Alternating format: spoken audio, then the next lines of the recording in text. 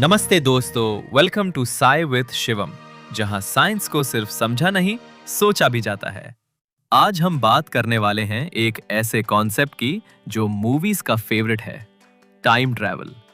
क्या हम फ्यूचर या पास्ट में जा सकते हैं? ये रियल साइंस है या सिर्फ साइंस फिक्शन? चलिए दिमाग को टाइम मशीन में डालते हैं टाइम ट्रैवल का साइंटिफिक कॉन्सेप्ट। टाइम ट्रैवल का आइडिया सबसे पहले आया था एल्बर्ट आइंस्टाइन के माइंड से, उनकी फेमस थियरी ऑफ रिलेटिविटी में। उन्होंने कहा, time is not fixed, it's relative. अगर आप किसी ऑब्जेक्ट को लाइट के स्पीड के करीब भेज दो तो उस ऑब्जेक्ट के लिए टाइम स्लो हो जाता है। यही कॉन्सेप्ट है टाइम डायलेशन का। तो एक तरीके से स्पीड ही टाइम ट्रैवल की है। Real life experiments and proof. ये सिर्फ थियरी नहीं है, इस पर रियल एक्सपेरिमेंट्स भी हुए हैं। एटॉमिक क्लॉक्स को एक प्लेन में स्पेस के करीब भेजा गया और जब वो वापस आए तो क्लॉक्स ने ग्राउंड के क्लॉक से थोड़ा स्लो टाइम रिकॉर्ड किया।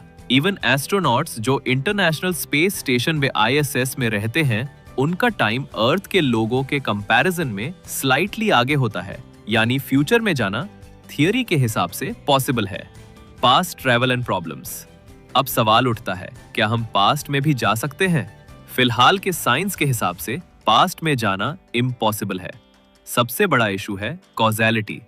मान लो अगर आप पास्ट जाके अपने ग्रैंडफादर को मिलो और कुछ बदल दो तो आपका फ्यूचर ही चेंज हो सकता है। इससे कहते हैं grandfather paradox. Scientist worm holes और क्वांटम लूप्स जैसे कॉन्सेप्ट्स पे काम कर रहे हैं, पर सब कुछ अभी थियरी लेवल पर ही है। तो क्या टाइम ट्रैवल पॉसिबल है? आंसर है, फ्यूचर में जाने के चांसेस हैं, लेकिन पास्ट ट्रैवल अभी भी साइंस के लिए एक पजल है। टेक्नोलॉजी, एनर्जी और समय तीनों की जरूरत है इससे रियलिटी बनाने के लिए। साइंस ट्रूली अमेजिंग है और हम ऐसे ही कॉन्सेप्ट्स को डीकोड करते रहेंगे सिर्फ यहीं साई विद शिवम पर। अगर वीडियो पसंद आई हो तो लाइक करो, सब्सक्राइब करो और कमेंट में बताओ, अगर तुम्हें टाइम ट्रैवल का चांस मिले तो तुम कहाँ जाओगे, पास्ट या फ्यूचर?